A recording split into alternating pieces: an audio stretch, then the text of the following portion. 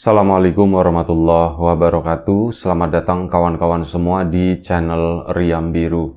Terima kasih banyak untuk kawan-kawan yang sudah berkenan hadir di channel ini.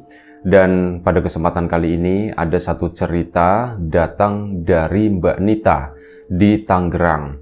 Mbak Nita menceritakan tentang satu pengalaman horor yang pernah dialaminya belum lama ini. Kejadiannya itu sekitar tahun 2015 lalu. Nah, di tahun 2015 tersebut, Mbak Nita bekerja di sebuah tempat di sana di daerah Tangerang Selatan, ya daerah BSD kayak gitulah, Sumarekon sampai sebutannya daerah situ ya. Nah, bekerja di sana biasanya itu pulangnya malam dan berangkat sama pulangnya itu karena memang Mbak Nita juga belum lama bekerja di sana. Mbak Nita juga belum lama lulus kuliah gitu ya, kayak fresh grade begitulah, baru lulus bekerja. Dan untuk antar jemputnya, untuk pulang perginya itu dilakukan oleh kakaknya, abangnya itu Mas Diki namanya. Dan ya udah kayak semacam kebiasaan keseharian itu seperti itu. Berangkat diantar sama Mas Diki, nanti pulangnya itu malam, biasanya sekitar jam 10.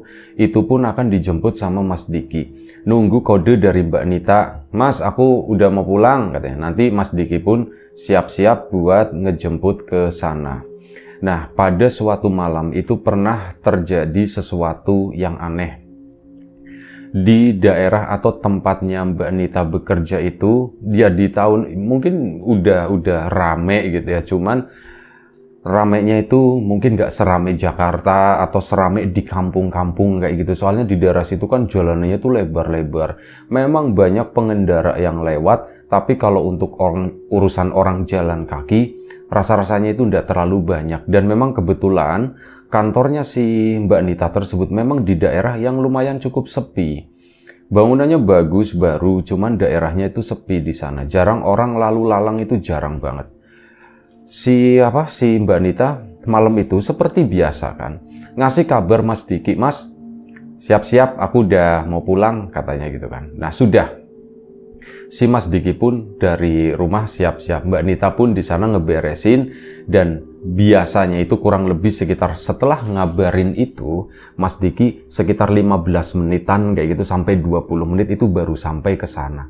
Ditungguin gitu kan, Mbak Nita itu udah turun ke bawah memang nunggu jemputan. Dan teman-temannya Mbak Nita sendiri ini sebagian mereka tuh pada pakai kendaraan sendiri, jadi ya udah pada keluar kayak gitu. Yang dijemput-jemput pun mereka kadang pakai jasa-jasa ojek online semacam itu tuh lebih cepet ya nunggunya. Nah, ini Mbak Nita memang biasanya paling terakhir, karena itu harus nunggu kurang lebih sekitar 15 menitan. Mas Dikinya nggak nyampe-nyampe malam itu, sampai akhirnya setelah ngabarin itu tadi, Mbak Nita kan turun dari kantor, nunggu di depan sana, memang nggak ada satu teman pun. Bener-bener Mbak Nita itu sendiri, ada satpam tapi di dalam di situ ya.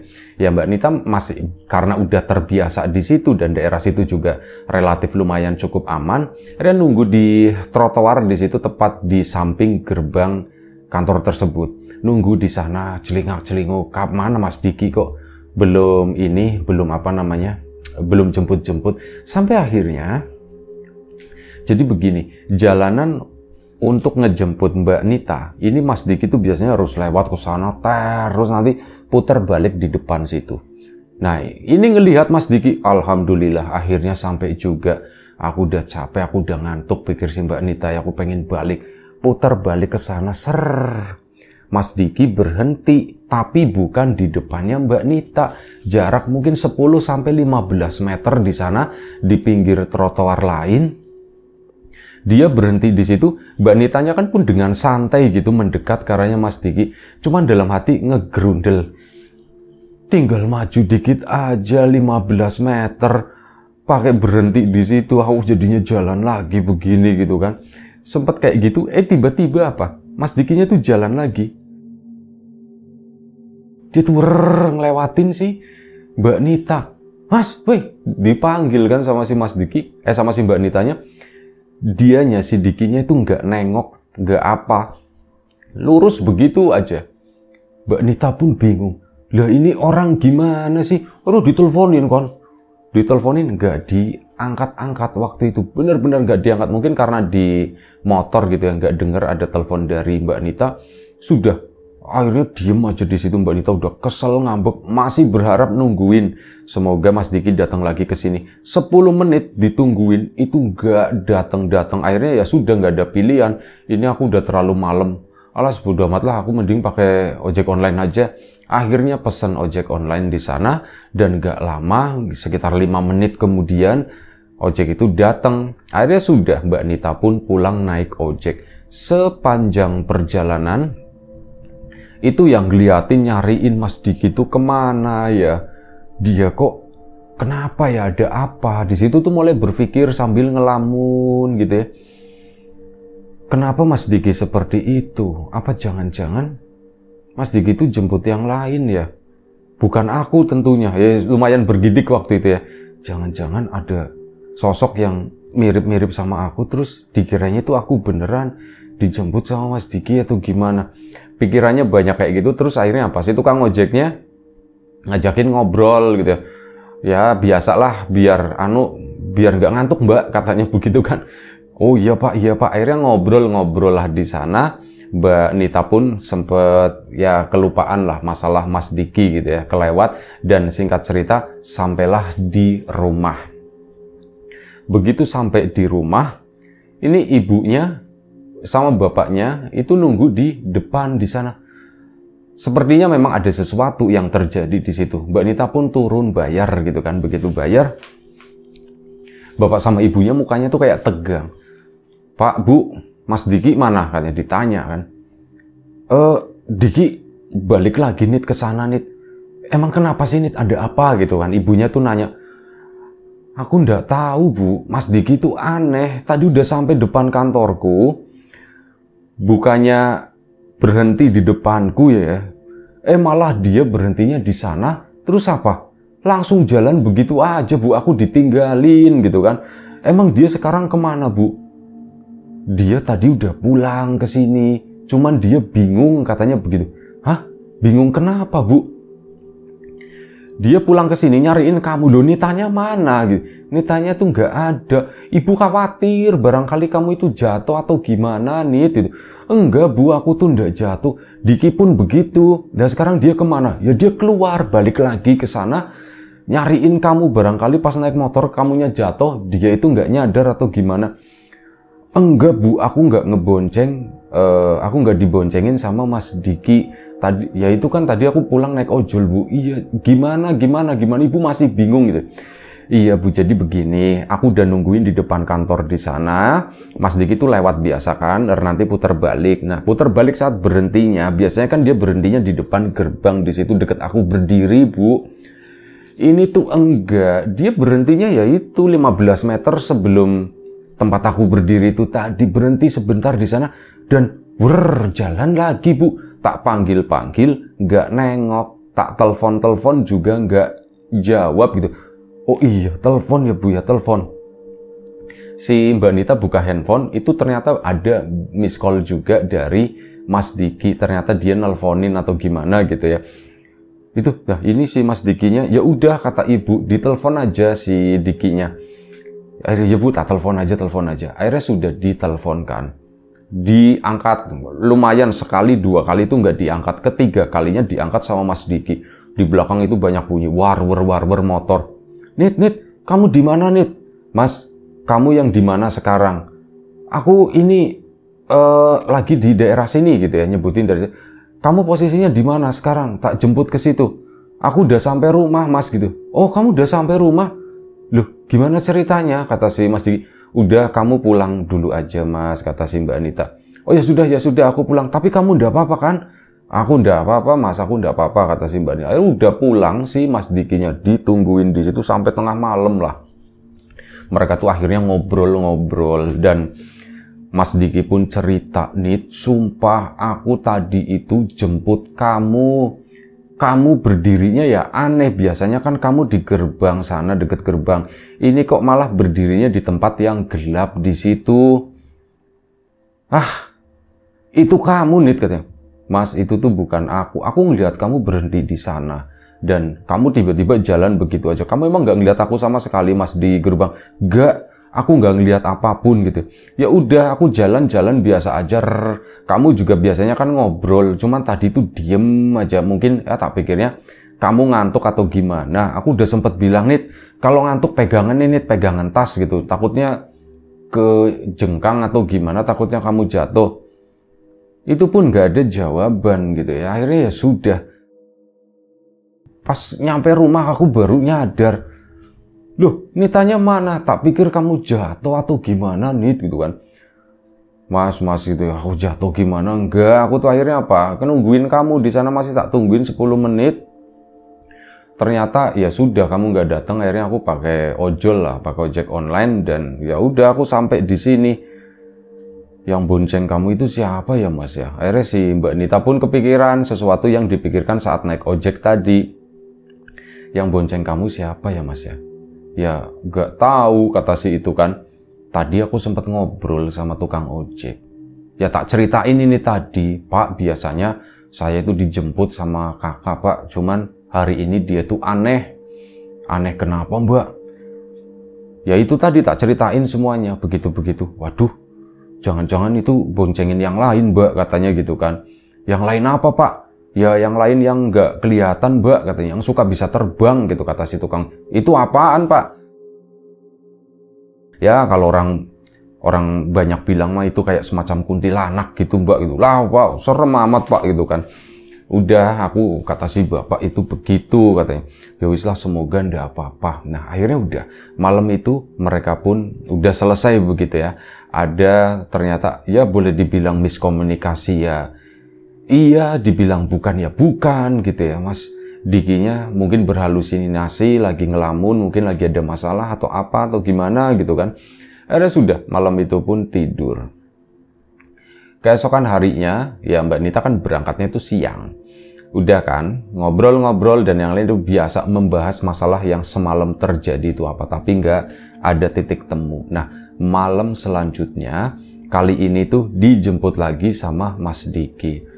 Mas, beneran ya, aku itu yang berdiri di depan gerbang, pokoknya begitu. Aku berdiri di depan gerbang dan aku bakalan cerewet. Kalau aku diem aja, itu artinya bukan aku Mas, katanya. Oke, kata si Mas Diki. Udah kan, dijemputlah malam itu dan ketemu kali ini. Nit, ini kamu bukan Nit. Ini aku Mas, ini aku yang asli, kata si Mbak Nita. Akhirnya udah naik, ngobrol-ngobrol lah, apapun itu diceritakan, sesuatu yang nggak penting dan sebagainya diceritakan. Akhirnya Mbak Nita pun singkat cerita mereka berdua pun sampai rumah gitu ya. Begitu sampai rumah, udah si Mas Dikinya dia nggak langsung masuk ke dalam. Mbak Nita itu masuk ke dalam bersih-bersih, mau istirahat. Mas Diki masukin motor, terus dia itu keluar lagi, rencananya mau beli rokok di tetangga depan situ deket. Keluar lagi ke sana beli rokok. Habis beli rokok, ngobrol-ngobrol sebentar di situ sama ketemu sama temannya. Dan setelah itu pulanglah jalan kaki kan. Nah, saat pulang ke sana sampai ke gerbang rumahnya Mas Diki, halamannya itu nggak begitu luas, jadi jarak antara gerbang sama pintu rumah itu dekat dan kordennya waktu itu juga belum ditutup rapat, masih kebuka satu kaca dibilangnya tuh begitu. Mungkin ada beberapa ini kaca, nah satu kaca mungkin sekitar 20 atau 25 cm kali ya, kebukanya segitu. Mas Diki dari gerbang, setelah nutup gerbang, jegrek, dia itu melihat, itu siapa ya, kok ada yang duduk di ruang tamu? Itu siapa? Kok ada yang duduk di sana, pikir dia. Nita bukan? Nita kan Mbak Nita rambutnya panjang waktu itu ya. Dan si Mas Diki memang mirip-mirip kayak si Nita kayak gitu. Terus akhirnya mendekatkan ke sana kan. Diliatin dari luar kaca situ, diliatin dilongok-longok, sampai akhirnya apa? Si sosok yang di dalam itu nengok ngelihat ke arahnya Mas Diki. Begitu nengok, Mas Dikinya tuh langsung teriak-teriak. Keluar lagi dari halaman rumah menuju ke warung ke sana, cerita. Tolong, kata si Mas Diki. Dik, kenapa Dik? Di rumahku ada setan, kata si Mas Diki. Di rumahku ada setan. Wih, tenang, setan apa dik, setan apa dik? Ada kuntilanak, kata si dia. Kuntilanak gimana? Wis pokoknya ada kuntilanak, tolongin. Yaudah kesana. Adalah berempat anak-anak muda, teman-temannya Mas Diki, pada nganterin, nyamper ke rumahnya ke sana. Saat sampai rumah, yang nggak ada apa-apa, korden itu malah kondisinya itu udah ketutup rapet. Dik, mana dik, di mana dik? Ya kan akhirnya rame, Mbak Nita kan jadi habis bersih-bersih keluar lagi ke situ. Mas, kenapa Mas? Ada apa Mas? Tadi aku ngelihat, sumpah, aku ngelihat di sini, duduk di sini nih. Apaan Mas yang duduk di situ? Aku ngelihat kuntilanak. Ya mendengar begitu Mbak Nita ya ketakutan gitu. Akhirnya teman-temannya ini pada pulang. Makasih kata si Mas Diki. Udah ditutup gerbangnya, Mas Diki pun masuk ke dalam rumah sana. Akhirnya sama bapak, ibu, Mbak Nita sama Mas Diki pun ngobrol-ngobrol. Gimana dik, kamu ngeliat apa Pak? Seperti yang aku ceritain tadi Pak. Aku ngeliat, sumpah itu jelas banget Pak. Ada yang duduk di kursi situ Pak. Itu kelihatan dari luar, tak perhatiin dia itu nengok Pak. Begitu nengok mukanya tuh muka kuntilanak. Emang mukanya kayak gimana? Mukanya tuh putih semua. Dan ya mungkin mirip-mirip kayak di film-film gitu ya. Di matanya tuh ada hitam-hitamnya pokoknya. Ininya tuh kayak gitulah, serem banget. Rambutnya tuh, tadinya tuh rambutnya kayak Nita rambutnya pas awalnya. Begitu dia nengok, rambut itu kayak ngembang gitu Pak, tambah gede. Itu serem banget kata si Mas Diki, sumpah itu serem banget. Aku ndak mau tidur sendirian kata si Mas Diki gitu ya. Ya sudah, ndak apa-apa. Mbak Nita pun akhirnya jadi takut kan. Duh gimana ya? Bu, aku juga takut, Bu. Aku tidur sama ibu ya malam ini ya. Iya, kata si ibunya juga takut. Akhirnya apa? Si Mas Dikinya, Pak, aku tidur temenin bapak ya, katanya.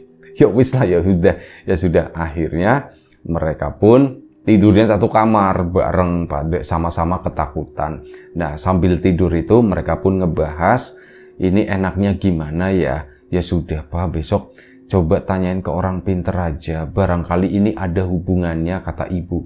Barangkali ini ada hubungannya sama yang Diki alami kemarin Pak. Yang dia ngeboncengin seseorang tapi pas balik nggak bisa-bisa yang diboncengin itu Pak. Ibunya ngomong begitu. Bapaknya pun setuju. Iya kali ya, Mbak Nita juga setuju. Karena sebelumnya pikirannya Mbak Nita juga ke arah sana. Akhirnya sudah. Malam itu pun mereka udah mulai terdiam, siap-siap untuk tidur. Baru sekitar 5 menit mereka udah siap-siap mau les gitu ya. Mereka semua empat-empatnya itu dibikin terbangun lagi. Setelah apa? Mereka mendengar ada suara cekikikan. Dan itu suaranya jelas banget dari ruang tengah di sana. Perempuan cekikikan selama mungkin kurang lebih sekitar 2 detik. Yaitu waktu yang lumayan cukup lama. Dan itu tuh bikin semua itu gemeteran yang ada di sana. Apa itu Pak, dengeran Pak. Sudah tenang aja. Berdoa yuk, berdoa. Mereka pun akhirnya berdoa bersama dan alhamdulillahnya suara itu pun menghilang. Akhirnya mereka pun tertidur. Tertidur pun, wah rasanya itu kata si Mbak Nita itu nggak enak banget. Aku bangun beberapa kali malam itu. Dan yang ada itu takut, serem lah, takutnya ngebayanginnya tuh pikiranku sendiri yang bikin takut tentu saja. Sampai pagi udah selesai, udah ya rasa takut itu udah hilang ya. Akhirnya bapak pun berkonsultasi dengan seseorang, bukan satu kampung, enggak, beda kampung, tapi ini kenalannya bapak. Bapak pagi-pagi ke sana dan bapak pun ya cerita lah, waktu pulang itu cerita. Jadi gimana Pak? Oh itu begini, tadi ya Bapak cerita begini. Awalnya Diki dan sebagainya. Dan jawabannya ya bisa jadi seperti itu. Katanya ini memang dibawa dari sana. Nanti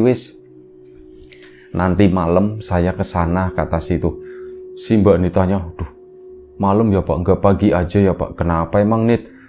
Aku mau lihat soalnya. Aku kan berangkat kerja Pak. Oh iya ya, sudahlah enggak apa-apa, kata si teh. Bisanya malam, soalnya pagi ini katanya mau ada acara, kata si bapak. Oh ya wis lah, sudahlah. Ya Mbak Nita pun harus merelakan itu ya, padahal ini tuh seru nih kalau aku misal nonton begituan, ada kejadian, kira-kira mau ngelakuin apa gitu. Akhirnya sudah, hari itu pun jadi Mas Diki kan di rumah. Si bapak tadi itu datang sekitar jam 8 malam, melakukan yaitu tadi ritual, doa, dan sebagainya. Mas Diki sekitar jam 10, ya jam 10 kurang itu udah dikabarin sama Mbak Nita. Siap-siap berangkat. Orang tersebut masih di sana. Siap-siap berangkat ke sana, jemput Mbak Nita. Dan sesampainya di depan kantornya Mbak Nita kan nungguin ya, biasa di depan gerbang di situ.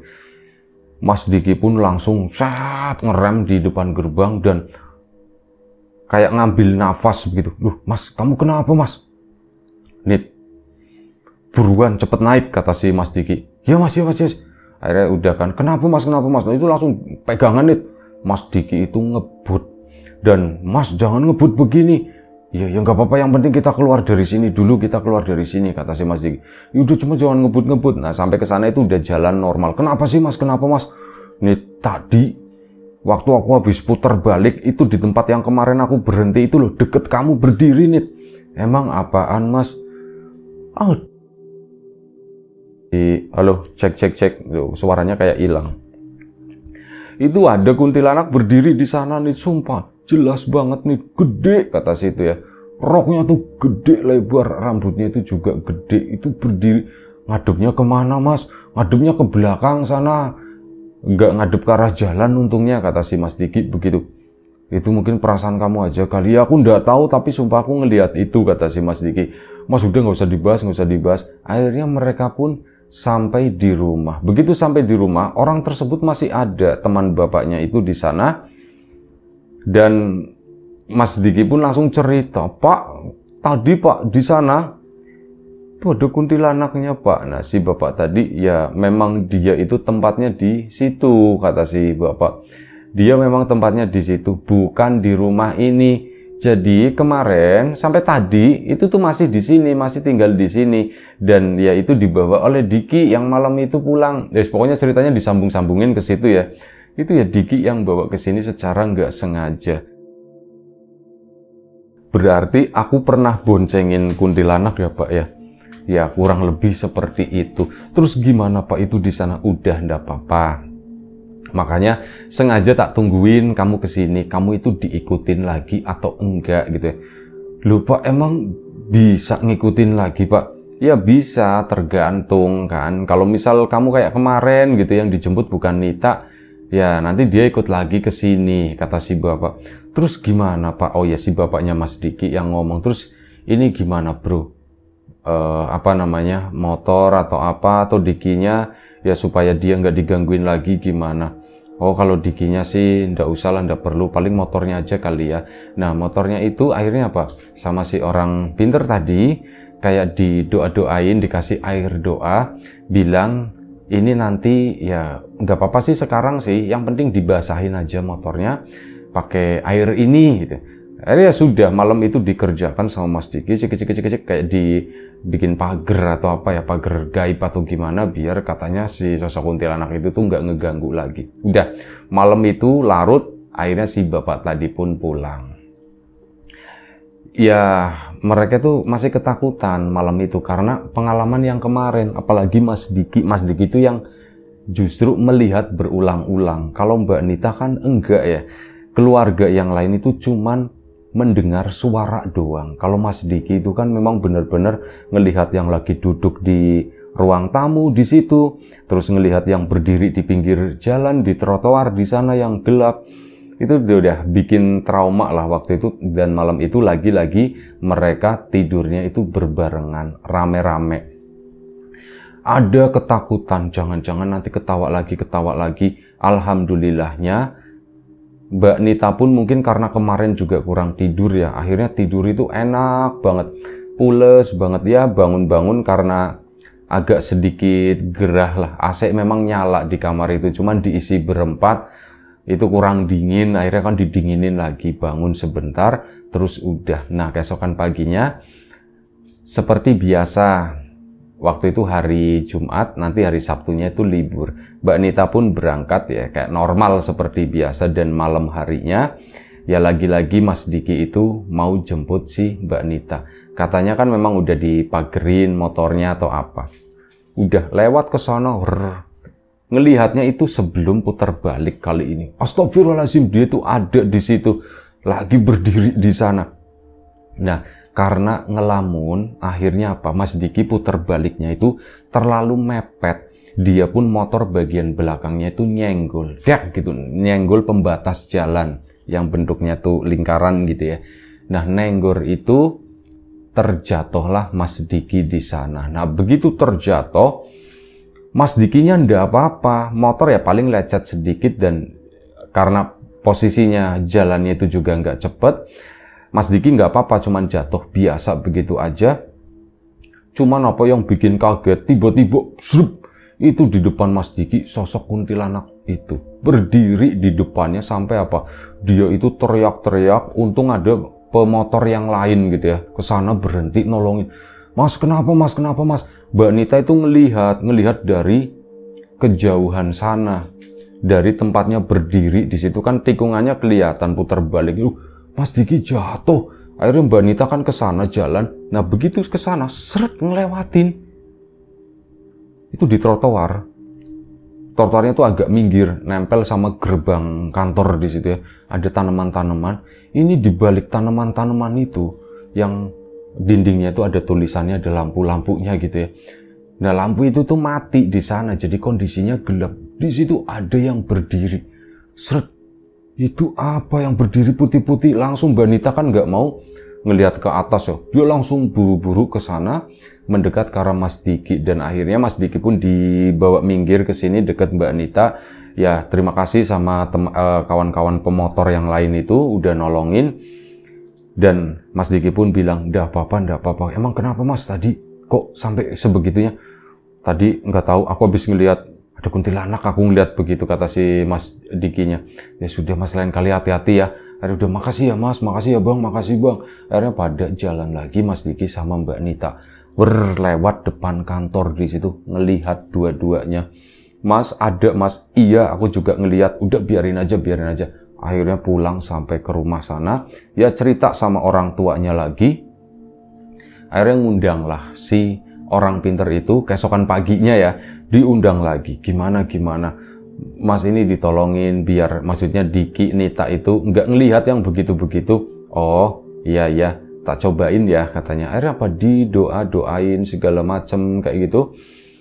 Dan ngerjainnya itu malam harinya, sekitar jam 7 malam orang tersebut datang ke sana, dikasih doa-doa, dikasih air lagi-lagi, ini dipakai untuk cuci muka sama nanti sisanya diminum gitu.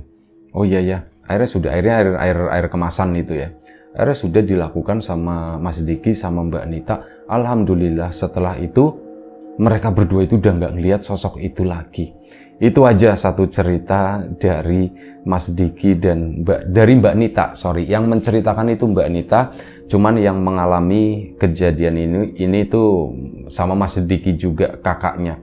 Dua-duanya akhirnya dibegitukan, dan alhamdulillah kesana-kesananya itu udah nggak melihat sosok itu lagi. Meskipun ada ketakutan, bahkan ya Mbak Nita kan sempat cerita ke teman-teman kantor, itu sempat bikin ya beberapa teman itu takut lah gitu. Tapi alhamdulillah semuanya baik-baik aja, dan teman-teman kantor Mbak Nita ternyata beberapa juga ada yang pernah melihat, ada yang mengaku begitu. Jadi ya sudah, segitu aja cerita dari Mbak Nita. Terima kasih. Kawan-kawan di rumah juga terima kasih banyak atas support dan dukungannya apapun itu. Kawan-kawan subscriber, kawan-kawan membership, kawan-kawan yang udah kasih support dalam bentuk super thanks ke Riam Biru, terima kasih banyak. Kawan-kawan yang udah ngasih like, udah nge-share ke yang lainnya, kawan-kawan yang udah ninggalin komentar juga, terima kasih banyak. Doa terbaik dari kami untuk kawan-kawan, semoga selalu diberi kemudahan dalam hal apapun, termasuk kemudahan dalam hal rizki, yang sakit segera diberi kesembuhan, yang sehat tetap dijaga kesehatannya. Sampai jumpa di episode selanjutnya Riam Biru. Jaga kesehatan kawan-kawan semuanya. Sekali lagi terima kasih banyak. Assalamualaikum warahmatullahi wabarakatuh.